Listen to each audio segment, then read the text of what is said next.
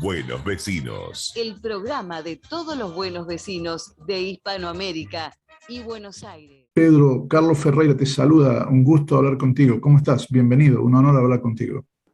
Muchas gracias, Carlos. Estamos muy bien y es un gusto estar con tu audiencia y saludándote en este día.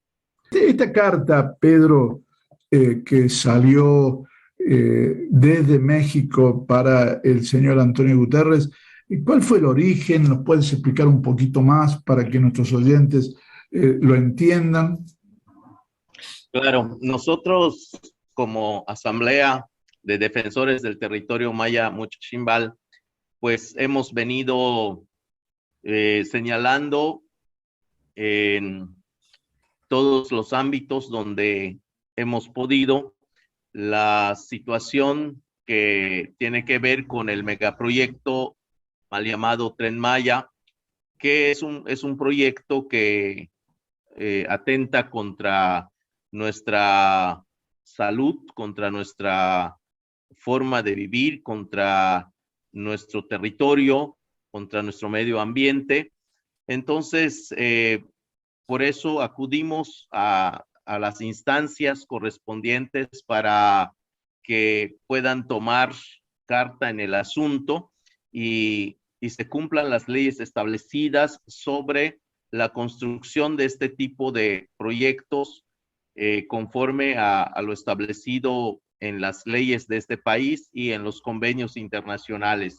Es así como decidimos enviar una solicitud de medida precautoria a las Naciones Unidas y en ese sentido pues no nos ha contestado, ha tratado de pedirnos mayor información, se lo hemos dado, pero nos llamó mucho la atención cuando nos dimos cuenta que ONU Habitat está encabezando este proyecto para legitimar la construcción del mal llamado Tren Maya, que está despojando a mucha gente, a muchos pueblos indígenas de Yucatán, de su tierra, de sus casas, de su territorio. Y bueno, más aún cuando sabemos que el gobierno federal le pagó $5 millones a esta instancia para que legitime este proyecto.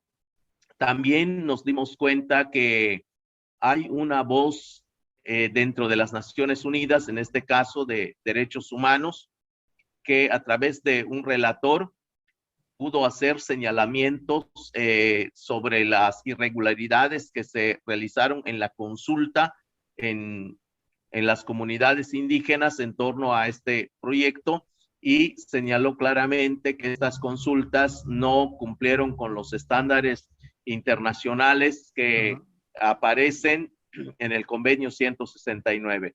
Sin embargo, el proyecto ha seguido y hemos visto cómo otra oficina de Naciones Unidas como la UNESCO también se ha sumado a este proyecto y nosotros pensamos que es un proyecto que está lastimando nuestra vida y nos llamó mucho la atención ver cómo en esta organización de las Naciones Unidas hay una especie de contradicción entre sí. Por un lado, en el caso de la Oficina de Derechos Humanos, señalan varios relatores que este proyecto está atentando contra la vida de los pueblos indígenas, en tanto ONU Habitat está encabezando la legitimación de este proyecto. Entonces, decidimos como asamblea enviarle una primera carta al secretario general, señor Antonio Guterres, y bueno, han pasado algunos días y algunas semanas, no nos ha contestado y le mandamos esta segunda carta expresándole nuestra preocupación sobre esta situación que se está dando y que ojalá él se tome la molestia de leer nuestra carta y contestarnos al respecto. Este es el fondo de nuestra petición y por eso le pedimos que pues bueno, él nos dé su palabra para saber de qué va esta situación que se está dando en el seno de las Naciones Unidas. Estamos hablando con Pedro, un referente muy importante del pueblo maya allí en la península de Yucatán, en México, en la Asamblea del pueblo maya, y que nos está refiriendo una experiencia que es la experiencia del Tren Maya, que me gustaría, si puedes hacer una breve descripción de lo que implica este Tren Maya, en qué consiste, cuál es el objetivo. ¿Podrías hacerlo brevemente, Pedro? Claro, con mucho gusto. El Tren Maya es un proyecto que en realidad no es un tren solamente, es un tren que está siendo usado como una especie de máscara para un proyecto mucho más grande, que es un proyecto de reordenamiento territorial que va a consistir en convertir a la península maya de Yucatán en un corredor industrial que va a convertir a la gente en obreros, gente que estamos en las comunidades hoy viviendo de nuestra milpa, de nuestra producción, de nuestra asamblea, de nuestras siembras. Y bueno, este tren va a venir a reordenar este territorio para convertirlo en un corredor industrial que va a ir desde la península de Yucatán hasta el istmo de Tehuantepec, para que la gente de aquí pues cambie su modo de ser, su modo de trabajar, su modo de organizarse y de vivir, pero más que la gente de aquí, la gente que viene de Centroamérica, que han sido miles de migrantes que van rumbo a los Estados Unidos, pues se convierta este corredor industrial en un muro fronterizo de los Estados Unidos para contener esta migración, y por eso se plantea que este tren va a construir unos polos de desarrollo que hoy le llaman ciudades sustentables, que va a consistir en la construcción de 20 ciudades que van a tener alrededor de 50,000 personas cada ciudad, para que puedan estar alojados los migrantes y evitar que lleguen a los Estados Unidos. Toda esta situación nos genera una inseguridad por el narcotráfico, y hemos estado viendo cómo en Cancún, en Playa del Carmen, en Tulum, la violencia del narcotráfico ha rebasado los límites y están comenzando a llegar en las comunidades, y con este tren entonces pensamos que esto va a empeorar y va a acabar con nuestra forma de vida, con nuestra forma de ser, de organizarnos, y sobre todo va a acabar con nuestra cultura. Vemos que el medio ambiente está amenazado, el agua está siendo pues envenenada, está siendo contaminada, el bosque y la selva está siendo destruida, el patrimonio cultural está siendo arrasado, y la seguridad y la forma de vida y la salud de nuestros pueblos, nuestras comunidades, están en un verdadero riesgo. Esto es lo que representa el tren para nosotros, y por eso decimos que no estamos de acuerdo con ello. Qué importante la voz de los pueblos originarios de América Latina, que hace más de 500 años están enfrentando un modelo de vida que fue impuesto sobre ellos en el marco del más intenso colonialismo y proceso de esclavitud, los cuales ellos están mostrando una resiliencia fantástica frente a esta capacidad de lucha que se mantiene. Pedro, a mí me parece realmente estrepitoso el error de Naciones Unidas, que ha sido una organización construida para ayudar a que justamente la humanidad crezca y no decrezca en función de unos pocos. Esta lucha que ustedes están emprendiendo, por eso me interesa exponerla, hacerla conocer, hacerla llegar.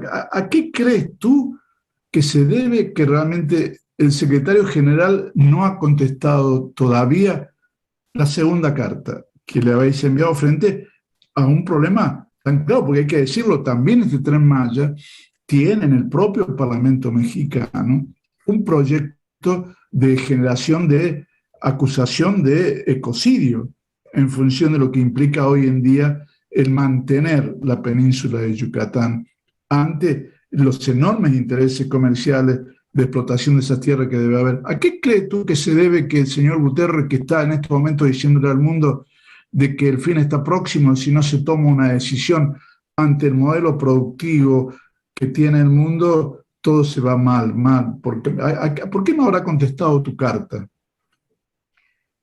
No estamos tan seguros de por qué no ha contestado. Queremos pensar que tiene bastante trabajo.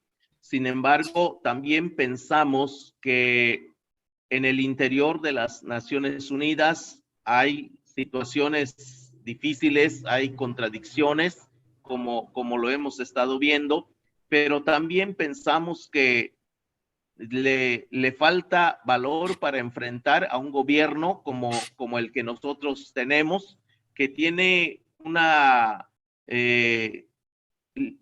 legitimidad por los votos que obtuvo cuando llegó al poder, y me parece que aquí hay un problema de intervención o de ofrecernos su palabra, y entonces finalmente a los pueblos indígenas pues no siempre nos hacen caso. Nosotros, sin embargo, vamos a estar luchando y esperemos que en un momento dado este señor pueda contestar lo que nosotros le estamos pidiendo. Tenemos la esperanza de que lo hiciera, y nos gustaría saber qué es lo que él piensa sobre esta situación, y nos ayudaría mucho a aclararnos la situación de esta contradicción que nosotros estamos viendo. Esperemos que él lo haga en breve. Nosotros hemos seguido nuestra lucha de acuerdo a las leyes establecidas en nuestro país. Tenemos interpuesto algunos amparos y lamentablemente el gobierno federal que encabeza Andrés Manuel López Obrador, que es el ejecutivo, parece que ejerce un poder extraordinario en este presidencialismo llevado a su máxima expresión. Parece ser que tiene sometido al poder judicial y al poder legislativo, porque el poder legislativo no ha reaccionado como nosotros pensamos que debería de ser para garantizar nuestros derechos. Los dos amparos que nos ha contestado, otorgándonos una medida precautoria, no han sido respetados por el Ejecutivo, porque le ordenó parar esta construcción en tanto se resuelve el fondo del caso, pero el Ejecutivo no ha hecho caso y el Poder Judicial tampoco ha reclamado la fuerza coercitiva que se supone tiene su sentencia. Entonces, este presidente que lleva el presidencialismo hasta su última expresión, parece tener una fuerza sobre los otros dos poderes, y tenemos un tercer amparo que interpusimos desde el año pasado, y el juez de distrito se declaró incompetente y se lo mandaron a otro juez en Cancún, y el juez de Cancún se declaró incompetente y mandaron este amparo a la Suprema Corte, y la Suprema Corte no ha hecho nada al respecto. Ahí tienen el amparo en el baúl, encajonado, y no le han dado seguimiento. Entonces, frente a una situación así donde nuestros derechos han topado en la pared y no se ha respetado, pues decidimos acudir entonces a las instancias internacionales. Pero también nos estamos dando cuenta que en estas instancias internacionales pues está la situación complicada, porque por un lado, pues los de derechos humanos de la ONU pues han dicho claramente más de 6 relatores que hay una situación aquí no bien, no correcta, hay una situación aquí de violación a los derechos nuestros y que bueno, las consultas que se hicieron no cumplen con los estándares internacionales. Sin embargo, también la oficina de ONU Habitat está encabezando estos desalojos. Entonces, eso es justamente lo que nos llama la atención, nos preocupa, y decidimos hacer esta carta para ver si el señor Guterres nos contesta y nos dice, porque bueno, esa es la situación. ¿Qué es lo que sigue? Pues tenemos que discutir con las comunidades qué es lo que vamos a hacer frente al silencio, frente a la violación de nuestros derechos. Esto es un tema que tenemos que platicar como comunidad y decidir pues lo que la Asamblea tenga a bien determinar. Eso es un diálogo que nosotros vamos a tener que estar dando al interior de las comunidades para saber qué es lo que vamos a seguir haciendo. Lo que tenemos claro hasta ahora es con base a nuestros derechos que se supone están garantizados en la Constitución y en los tratados internacionales, pues reclamarlos, exigirlos y hacerlos público, que es un poco lo que estamos haciendo en este momento.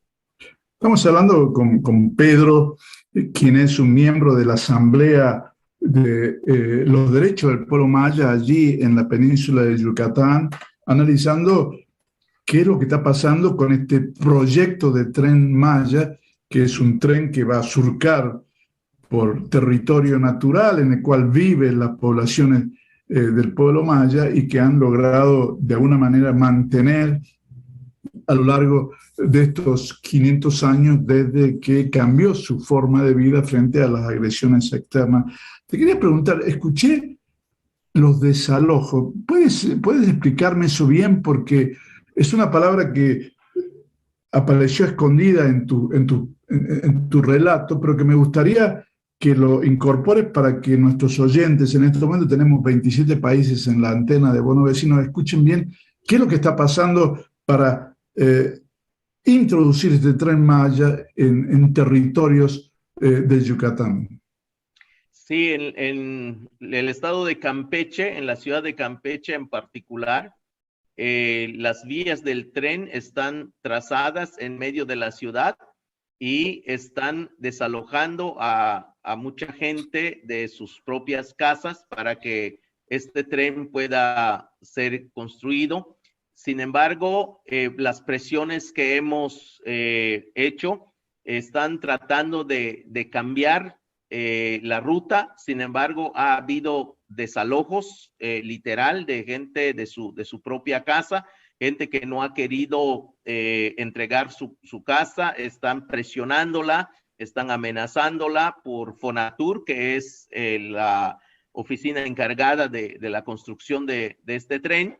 Y bueno, hay gente que también no quiere entregar su terreno, su parcela, donde siembra su maíz, donde cultiva, pero que está siendo afectado por el tren, lo están presionando y están desalojándolos. Entonces, es lamentable que esto esté sucediendo. Literalmente, hay amparos contra estas medidas que la gente de Campeche ha interpuesto y, sin embargo, la situación todavía se está dando de una menor cantidad en este momento, pero se sigue dando. Hace hasta 6 meses los desalojos en Campeche se estaban dando de una forma violenta, pero gracias a estas presiones y a la difusión de estos mensajes que nosotros estamos dando, están tratando de cambiar la ruta del tren, de que no vaya a entrar en la ciudad de Campeche. Sin embargo, hay muchos daños que se han hecho y no se han reparado, de gente que fue desalojada de su casa y de su terreno. Esto es una situación que está pasando entre muchas otras. Estamos hablando con el dirigente maya, Pedro, de la Asamblea del Pueblo Maya, allí en el territorio de Yucatán, en la República de México. Y te quería preguntar algo, Pedro. Este emprendimiento, tú dices Fonatur, ¿Es un tren del Estado o hay empresas privadas detrás de la explotación del proyecto? Pues al parecer es un proyecto del Estado, pero curiosamente el Estado ha contratado a diferentes empresas para la construcción, y curiosamente estas empresas que ha contratado son algunas de ellas o muchas de ellas que son empresas señaladas por actos de corrupción en gobiernos pasados, y que este gobierno pues ha ondeado la bandera contra la corrupción. Sin embargo, ha contratado a las mismas empresas señaladas de corrupción en otros gobiernos, y son quienes están construyendo este tren. Fonatur es un ente del gobierno que se supone no le toca hacer esta construcción. Legalmente, esta construcción le toca hacer a la Secretaría de Comunicaciones y Transportes. Sin embargo, esta oficina, esta secretaría, le cedió de alguna manera, creemos irregular, esta posibilidad a que una empresa la estuviera haciendo, pero es una empresa del Estado. Y nosotros creemos que en estos tejes y manejes que hacen es justamente para que nos pongan en una situación de indefensión. Sin embargo, lo hicieron por partes, por tramos. El tramo 6 y 7 del tren, donde no hay vías, donde va a ser una construcción pues de entrada, resulta que lo va a hacer el ejército. Y este tren está militarizado. Este tren, ya dijo el presidente, que los últimos tramos lo construye el ejército, lo va a operar el ejército, y todas las ganancias se irá al ejército para que puedan indemnizar o puedan jubilar a los soldados que ya dejen de trabajar, que los vayan a jubilar. Entonces todas las ganancias del tren se irá también al ejército. Entonces no es un tren como inicialmente han dicho, que va a beneficiar a los pueblos indígenas, sino más bien es un tren que tiene muchas situaciones que son incomprensibles para nosotros, pero que lo que nos queda muy claro es que no va a ser para nuestro beneficio, sino para el beneficio de las empresas que las están construyendo, y para el ejército que hoy está siendo como el ente más consentido de este gobierno actualmente. Nosotros creemos también que es importante seguir manifestando nuestra inconformidad con este proyecto, y aunque el gobierno ha buscado diferentes formas de descalificarnos, y es una cosa que lamentamos mucho, porque este gobierno parece ser que ha construido un mundo maniqueo en donde todo tiene que ver con él y con sus adversarios. No puede mirar que existimos otros que no estamos en ese mundo. Nosotros no estamos peleando porque él deje el poder o que su partido deje de gobernar. No estamos en esa lógica. Nosotros estamos defendiendo un espacio en donde hemos nacido, en donde históricamente hemos vivido, en donde tenemos nuestras formas de vivir y de crear y recrear nuestra vida. Pero el gobierno nos ha acusado de ser conservadores de derecha o de extrema derecha, y que estamos financiados por Estados Unidos o por Claudio X González, que es uno de sus adversarios políticos, y nos ha criticado y nos ha señalado y nos ha descalificado con este tipo de cosas. Nosotros somos comunidades, no recibimos dinero de ninguna parte, ni de las embajadas, ni de ninguna parte. Somos comunidades indígenas organizados en una asamblea que estamos interesados en nuestra forma de vivir, en que se respete nuestra forma de vivir, y lamentamos que este gobierno se ha empeñado en en desoírnos, en descalificarnos y en señalarlos como si fuéramos adversarios partidistas de él y meternos en una situación maniquea o binaria en la que no existe más lo blanco y lo negro. Nosotros lamentamos esta situación, pero vamos a seguir manifestando nuestra inconformidad y así como lo hemos venido haciendo a día de hoy, acudiendo a todas las instancias y finalmente a toda la comunidad mundial donde nosotros podamos llegar, donde nos puedan escuchar. Vamos a seguir manifestando nuestra inconformidad porque es nuestra vida, no es un partido político, no es un interés de grupo solamente, es defender la vida, es defender el agua, es defender la selva, es defender el medio ambiente, es defender a nuestros hijos. Eso es lo que nosotros estamos diciendo, eso es lo que estamos haciendo y ojalá que esto pueda ser escuchado y que quienes nos escuchen puedan decirle a nuestro gobierno que tome un tiempo para reflexionar sobre esta situación.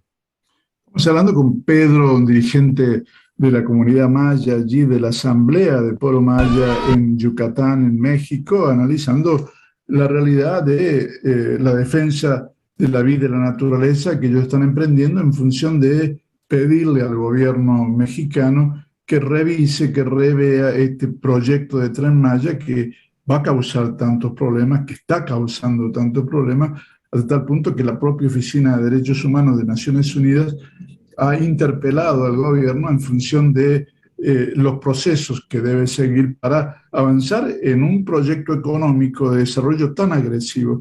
Yo en estos últimos minutos, Pedro, que para nosotros siempre es un honor hablar contigo por todo este saber que tú planteas, esta visión de defensa de la naturaleza que plantea el pueblo maya con la lucha que estáis emprendiendo.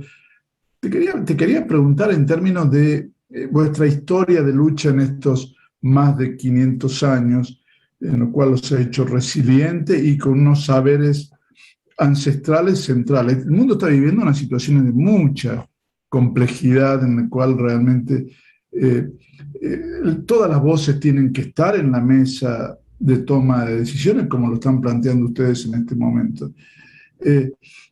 ¿Cómo ves tú este hecho también de que realmente los pueblos originarios no están sentados en la mesa de discusión de Naciones Unidas, como tampoco en muchos gobiernos del mundo, tal vez unos pocos en esta región, como podría ser tal vez el de Bolivia, ahora el de Perú y posiblemente el de Costa Rica, pero en términos de participación, la participación de la voz de los pueblos originarios, y al ver de que Naciones Unidas generó una estructura de funcionamiento en el mundo después de la Segunda Guerra Mundial, en el cual se hablaba de la necesidad de tener un parlamento ciudadano mundial, que ese proyecto aún no se ha concretado. Y quienes siguen de alguna manera construyendo política son los presidentes de los Estados miembros de Naciones Unidas, en este caso el presidente de México, el presidente argentino, de Chile, y luego un grupo pequeñito de funcionarios internacionales, en este caso encabezado por el señor Guterres, que en los hechos no han tenido la venia de ningún lugar del mundo para estar en ese lugar, ni han sido sometidos nunca a la votación, pero toman decisiones, como en este caso, que afectan profundamente. ¿Tú no crees que los ciudadanos del mundo tienen que plantearse alguna alternativa? ¿Tú no crees que la resiliencia que ustedes han mostrado no nos plantea la necesidad de empezar a discutir que el mundo no es lo mismo que en los años de 1950, que ahora el mundo ha cambiado y es posible que Carlos, yo y tú, Pedro, estemos hablando con miles de kilómetros de distancia, pero los dos viviendo el mismo minuto que nos hace sentir como seres humanos frente a la naturaleza que queremos respetar? ¿No crees tú que hay que hacer algo diferente? Sí, definitivamente. Yo creo que esto es un tema que tenemos que subrayar, tenemos que enfatizar, porque el mundo que hoy nos escucha es un mundo que sí ha cambiado, pero lamentamos que lo que no haya cambiado son las estrategias de quienes han decidido pues la vida de este planeta.